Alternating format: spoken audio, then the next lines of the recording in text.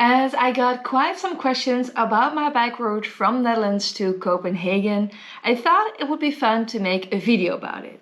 So in this video I share my route in detail and I explain why I chose this route, and I also show how I designed it and used it on my phone. This is just gonna be an interesting video for you if you're planning to bike to Copenhagen or if you just want to know how you can design your own route. But first, for the ones new here, welcome to my channel. I'm happy to have you here. My name is Elizabeth and on this channel I share my bike and travel adventures with you. And currently I'm editing my solo bike trip from Emmen all the way to Copenhagen. So that's also the route I'm going to dive in detail in this video. So let's start. So I will first start with giving an overview from my bike route from Emmen to Copenhagen, as you can see here. And the goal was of course biking to Copenhagen, but there were a lot of options to choose from. And as you can see on the map, I chose for a route with a lot of bigger cities, as I wanted something different than my route to Berlin. And I also read quite a lot of reviews about the route option that went straight up to Bremerhaven and then went more like to the west part, so it went like this. And I wasn't really very enthusiastic while reading these reviews, and I did read some nice reviews about the route N9.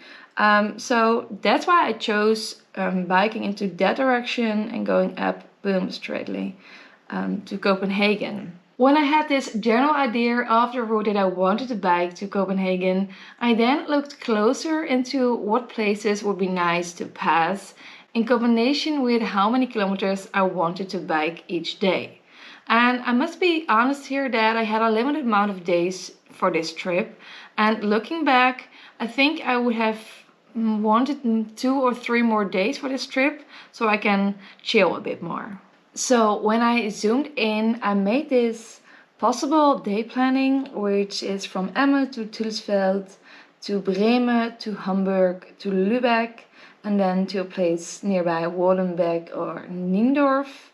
And then I had a rest day planned, and then going to Rostock, Heerbulle, I don't know how to say that, to Stroby, and then arriving in Copenhagen on day 11, and then have 2.5 days left in Copenhagen to explore the cities. So here you see my day planning. If I have made this day planning roughly, I'm going to find some spots to sleep, and this time I used the same site as I used for making the route, but I also sometimes just use Google Maps.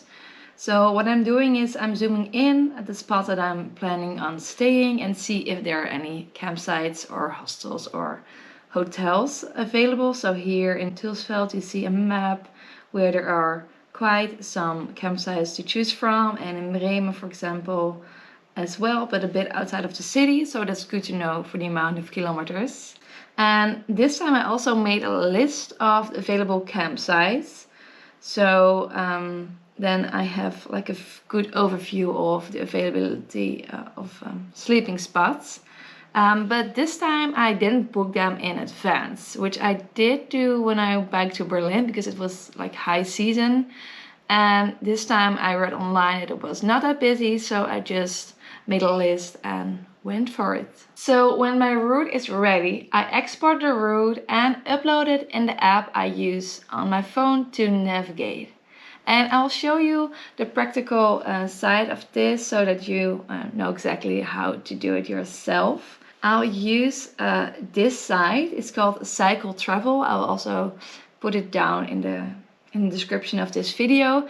And as you can see, you can now put a destination where you're leaving from and also an end destination. And then it makes a route directly, like it suggests one, and you can change this one just by moving it like this, or you can add it by searching for a place or even just pointing new destinations on the map. So it's really easy and you can play around with it on the side. And when I'm finished, like for example this route, I just click on this button and then I download the GPX track, and then I'll upload it again in my app. To navigate with my phone, I use the app OsmAnd app, and let me show you how I import the route I just made on my laptop to my phone. So I use this one, and then I put on the button down and push the button my places, and then it says favorite import.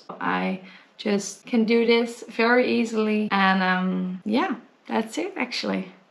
So easy and really nice. So that was it, my route from Emmen to Copenhagen. And I must say I really like this route due to the diverse landscapes and places that you visit on the way. And as I also mentioned, in my opinion, it would be nice to have around 2 days more. Or even more depending on your pace, of course. That was it for this video. Thank you all for watching, and I hope this video was helpful.